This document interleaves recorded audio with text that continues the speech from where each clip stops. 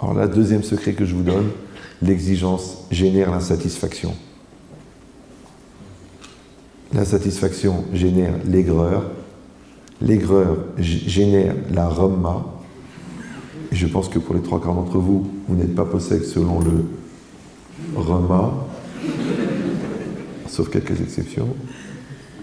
C'est une blague, hein, ne le prenez pas mal. C'est beaucoup plus grave. Mais cette idée-là, ça veut dire que quand tu es dans la ta'ana, quand tu es dans l'exigence, en fait, tu génères de l'insatisfaction. C'est pour ça que je te dis que celui qui est occupé à dire merci, il ne trouve pas de défaut. Maintenant, c'est dur de dire merci. D'abord parce qu'on est égoïste, et deuxièmement parce qu'on veut manipuler l'autre grâce à un chantage émotionnel du dosage très limité des compliments qu'on donne pour que l'autre soit tout le temps en insatisfaction. Comme le chien, il attend la caresse. C'est pour ça qu'il lui donne des coups de pied. Comme ça, il apprécie la caresse. Rabotaille, une femme qui t'a donné 5 enfants, t'as même pas le droit de penser à un reproche. Penser, t'as pas le droit. Le dire, t'es dans le Hilul Hashem déjà. Et c'est pareil, un mari qui s'escanne toute la journée pour ton bien-être, s'il est balabaït, et pour ton lamaba, s'il est avrer, fais cette mitzvah accessible à n'importe quel niveau de religion, ferme-la.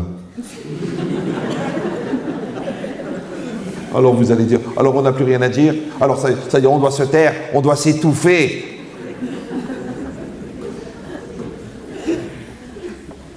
Non. Tout ce qu'on obtient par la pression, on peut l'obtenir par les encouragements. Tu peux dire à quelqu'un, j'en ai marre que tu arrives en retard. Ou tu peux dire à quelqu'un, j'adore quand tu arrives à l'heure. Tu peux dire à quelqu'un, à quoi ça sert de faire 2 plats? Ou tu peux dire, tu sais chérie, au bout d'un plat, j'ai plus faim. Hein. Tu peux dire ça. Non. Pourquoi tu dis le deuxième côté? Alors je vous dis le secret, c'est très simple. C'est que l'impulsion, elle part de l'intérieur. Quand cette impulsion, elle rentre dans le nefesh, il y a le Yetzara, Yetzera Tov. Si à ce moment-là, tu n'es pas en maîtrise, tu n'es pas en shlita, tu n'es pas en contrôle, elle est récupérée par le Satan. Par exemple, tu rentres, tu arrives le soir. Bon, tu vois, ta femme, elle a une drôle de tête, elle est fatiguée, elle est enceinte du 9e mois, elle est étalée sur le canapé, on dirait voir d'une baleine échouée, elle a pris 42 kilos, elle est comme ça, en sueur. Je dis, c'est ça l'amour? Bon, non, j'exagère, pas beaucoup, mais c'est rien, c'est pour de l'ambiance, parce que je vous sens tellement concentré. J'ai l'impression que vous oubliez que je suis le rabbin le plus rigolo du monde. C'est Raval. Même Gad, il écoute les cassettes maintenant. Pourtant, il est déjà rempli de Dieu. El Malé Rahamim. Mais c'est quoi l'idée? L'idée, c'est que toi, tu rentres à la maison. Maintenant, elle est fatiguée.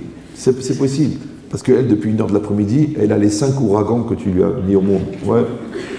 Et toi, tu es fatigué aussi. Donc toi, tu t'attends à trouver une assiette prête, chaude, une salade coupée finement, ton petit whisky coca, ton ambiance, tout est là, une femme en tailleur Chanel, souriante, coiffée, maquillée, qui te dit, mon amour, je suis là pour toi.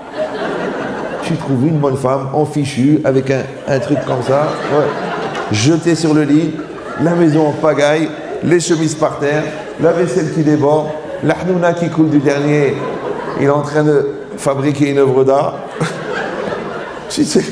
Donc, le décor est posé.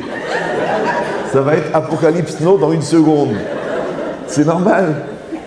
Maintenant, si toi, tu es un peu chacham, tu sais qu'elle a accouché il y a 2 semaines, sois un peu chacham. Ouais. Tu sais que tu lui donnes une femme de ménage tous les 4 mois, sois un peu chacham. Toi, tu sais qu'il est fatigué, tu sais qu'il a faim, tu sais qu'il fait le kollel continu pour pouvoir sortir plus tôt, et qu'il a faim, il a mangé la barre de l'ascenseur déjà, ouais. Il t'a envoyé 24 testos, j'ai faim. Mais elle est débordée. C'est ce que c'est des gosses. Hein, il court après son frère avec des aiguilles à tricoter, ouais, d'Artagnan. Ouais. L'autre, il a versé de la vaisselle dans toute la maison parce qu'il veut faire de la mousse. Ouais. L'autre, il est en train d'enfoncer la tête de son frère dans le lavabo. Il dit, je vais t'apprendre à nager. Non, c'est pas évident. Ça s'appelle le quotidien. Ouais. Et toi, tu es bien, tu es tranquille, tu es tout frais, tu as tourné les pages de toute la journée pour t'aérer les yeux parce que c'est marqué VAR, Enenu, Betorate, d'accord? Non, tu dois savoir qu'elle est fatiguée. Et toi aussi, tu es fatigué. Maintenant, vous avez deux solutions. Soit vous êtes solidaire, soit vous êtes égoïste. Maintenant, au moment où tu rentres. Tu vois cette image-là de Guernica. Cette maison, on n'arrive pas à reconnaître les murs et le plafond. Ouais. Et tu fais 1, 2, 3, tu fais. Même préparez-vous. Moi, je le fais, je te prépare. D'accord? Avant de venir. Tu marches, tu rentres du collège et tu marches. Tu dis, c'est la femme de ma vie, c'est le but de ma vie, c'est ma neshama, c'est mes enfants, c'est les 4 heures qu'on va passer avec eux qui vont les marquer, parce que s'ils voient une mère hystérique et un père jeune, commence à économiser l'argent pour l'exomile. Ouais. Non. Donc toi, tu vas être le meilleur papa du monde, elle va être la meilleure maman du monde, toi, tu vas être le meilleur époux, la meilleure épouse, et ça va être le paradis. J'ose pas dire the couple, parce que je pense que bien que j'en vois qui sont en vente privée. D'accord. Mais c'est ça l'idée, oui. C'est que la personne, elle va embrayer, elle va rencontrer. Mais le Satan, il vient. Toi, tu rentres, tu as une chance sur 2. Ou tu vas dire, chérie, tu as l'air fatigué. Ou tu vas dire, encore tu fais la gueule. Comme ta sale race pourrie de famille de dépressifs. C'est une formule, hein, c'est pas une insulte, c'est une définition. D'accord. Et l'autre, bien sûr, tu parles de sa famille. Le pompiste qui fume des cigares, waouh, le feu, l'autre elle te renvoie sur ta mère, tu parles de ma mère, la vaisselle, la dernière photo de ton grand-père. Comment en 2 secondes, la guerre elle est venue? Alors je vous donne le secret. Ça, vous savez, le shalom, ça se joue en secondes. Ouais, c'est comme le Shabbat, tu peux l'avoir gardé 24 heures, il suffit d'allumer une fois la lumière. C'est pour ça que ça s'appelle Shomer Shabbat. C'est pour ça qu'il dit Mishnah Berurah, celui qui ne connaît pas la halakha de Shabbat, il est Mechalel Shabbat. Sans le savoir. C'est pareil, il faut être chômeur le shalom. Parce que le shalom, c'est un gaz combustible. Maintenant, je pose toujours cette question, quand quelqu'un, le plombier, il a fini d'installer la nouvelle plomberie, il a fait toutes les soudures, comment il vérifie qu'il n'y a pas de fuite de gaz? Alors, il y a 2 solutions. Il y a les gens intelligents, ils mettent du savon. Et ils regardent là où il y a des bulles. Et il y a des gens, ils baladent un briquet. Alors quand tu rentres chez toi à la maison, si tu veux vérifier s'il n'y a pas une fuite de gaz, tu sens qu'il y a de l'eau dans le gaz, alors ne sors pas ton briquet. Parce que tu es fatigué, alors tu as le droit d'être piquant. Ouais. Parce que toi tu es nerveuse, alors tu as le droit d'être laxative. Mais si tu es tellement laxative, ouvre un cabinet, pour tous les constipés du monde, ils vont venir chez toi, dès qu'ils te voient, ils ont envie d'aller aux toilettes. C'est vrai qu'il y a des gens, le téléphone il sonne, tu dis « Oh, excusez-moi, il faut que j'aille aux toilettes ». Ils ont une capacité de provoquer chez toi une déconstipation permanente. Non, je le dis parce que les gens, des fois, ils me disent « Bon, Rav, vous êtes un petit peu cru ».